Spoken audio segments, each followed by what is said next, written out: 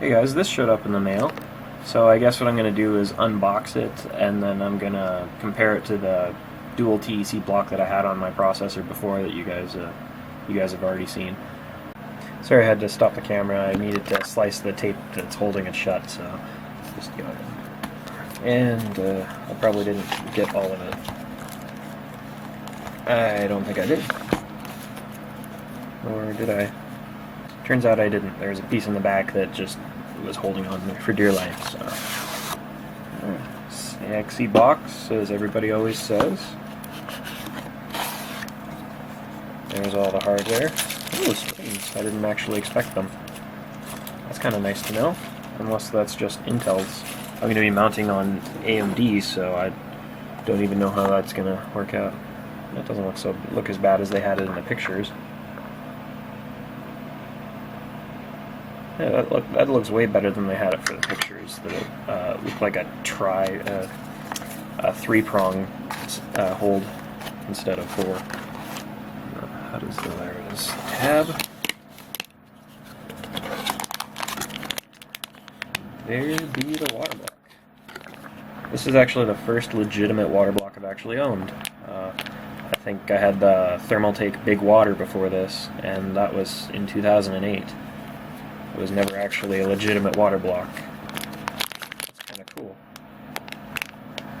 Just have to see it with my own eyes instead of through the camera. Wow. Hey, and they even have spots for LEDs in there.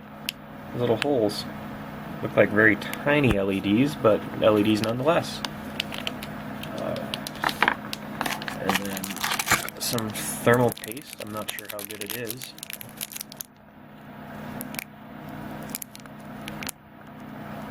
I'm not sure how good it is. I'll try it, and then I'll try the Arctic Silver that I'm used to.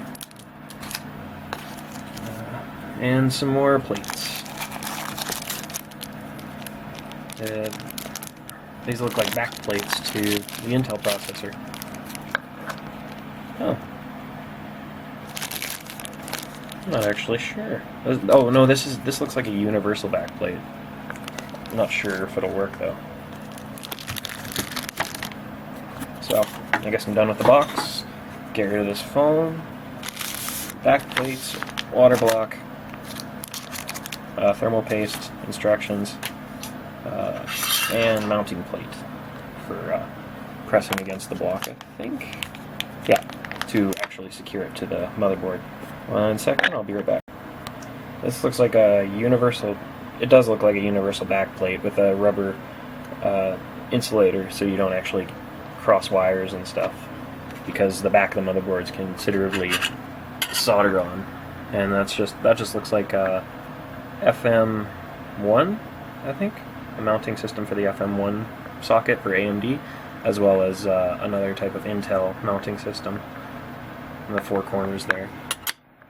And this is the front hold down plate that will screw into the water block itself. It's meant for the AMD and the FM1, I guess all AMD sockets. And then here's the water block. It's already mounted with the Intel, which I'm going to be removing because I may have some Intel processors, but I don't have any motherboard for them, so let's just take this off. Let's break the seal on this thing.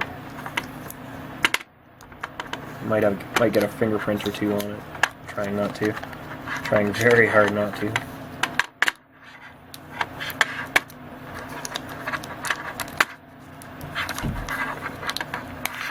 And this is probably very painful to watch.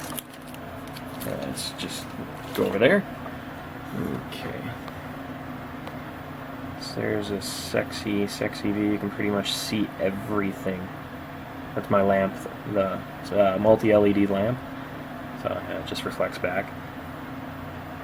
That is very nice. Although I see like some scratches on it, it's not perfectly secure. So, yeah, you can see them there in the light. Come on, there's the angle. Yeah, you see them. They're kind of going perpendicular to the light rays. But still, that's sexy, and all it has to do is contact. I mean, it's just gonna have cold water flowing through it. That is dead sexy. I'm gonna screw on the AMD plate and I'll be back in a second. Before I assembled the entire thing, I just wanted to show you guys the all the pieces to the internal working. So you got 2 O-rings to protect against leakage, but there's these little plates here, and they're for flow control. You can this one here is for high flow, low flow, and I'm not sure what the difference is between these because they're the exact same size, except this one is slightly thicker. If anybody knows, maybe they can tell me. And here's the actual water plate, or the cold plate. Those are very fine channels. I can't even see them on the camera, actually. No, they're really difficult to see. Maybe if I zoom in.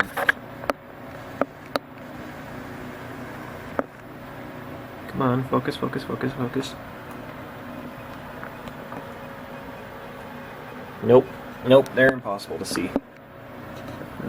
Had a second, but whatever. And then I have the Intel plate taken off, and I'm going to swap the AMD. But I'll put those on, and then I'll come back. Those who saw my last video know exactly what this thing is, except it's missing the TECs. This was on my computer, and it is rather heavy. Also had to clean it out, because it was getting pretty mucky. If I wanted to use it again, I'd have to buy 2 more 50mm TECs, and I don't feel like doing that. This is like an 8-pound hunk of copper, so I didn't much enjoy that hanging off my motherboard, but it did give me decent temperatures.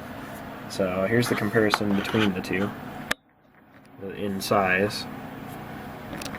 If you're wondering why this is raised a little bit, it's a step just in case this is colliding with capacitors and stuff. This was also kind of a pain to insulate because I had to go around the entire block that's the metal parts that's made wrap neoprene around that.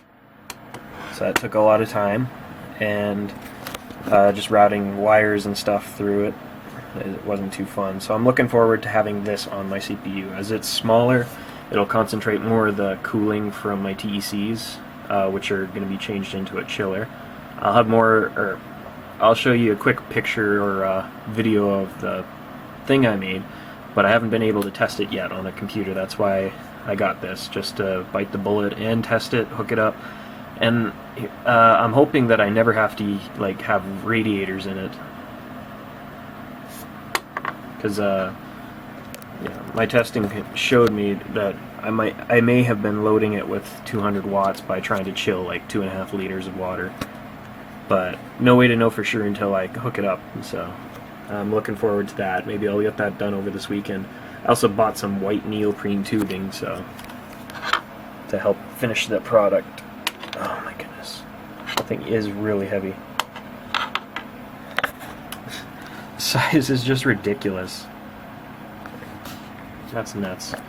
Anyway, I'm sorry for this terrible unboxing and boring video. I know I'm not too interesting to listen to, but hopefully I'll have something very interesting within the next week or so. So stay tuned. If you like what I do, subscribe. I do a lot of, well, not a lot, but I do experiment in computer cooling. So if you're interested, go ahead and subscribe, like this video or whatever, and I'll keep coming out with more. So yeah, see you guys around. I almost forgot, I wanted to leave you guys with like a little preview of the thing I was building. This is my newest TEC cooler. It's very hard to see because my lighting in this room sucks. But this is how thin it is.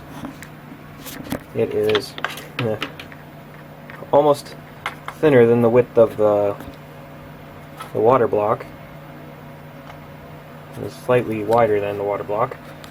But this thing should take 200 watt load, which would be the load of my CPU at 4 gigahertz, to 30 degrees less than ambient. Now I know anybody who knows anything about TECs is heat sinks are possibly the worst way to actually cool them. But I've tested it, and it did fairly well, about 6 degrees on the 2.5 liters of water. So I'm hoping that actually translates into an actual load. But there's not much to see right now. There's a ton of wires just coming off of it. I'm probably going to hook it up to a separate power supply, not my actual ATX power supply like I did. Or no, I didn't do that with my the other water block. But yeah, I'm probably also going to change out the tubing, maybe shrink the distance between the two. And this should go where my top radiator was. And what's even better is if I were to make another two of these modules, so like two at the bottom and the top here, I'd be able to cool probably a graphics card and the CPU, possibly more.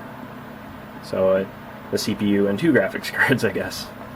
But if you're interested, I will, over this weekend, I'm probably going to hook up the water block, and then I will actually put it through its trials, and I'll record that, so you guys, and maybe I'll even like put up the design, although it's pretty simple. It's just like Waterblock, TEC, a water channel block, or sorry, yeah, heatsink, TEC, water channel block, TEC, heatsink. It doesn't get much simpler than that. So, and then it just requires a pump, fill port, the water block, and this. So it requires a whole lot less than actual radiator water cooling. So we'll see in the future how it does. Okay, thanks guys. I'll talk to you later.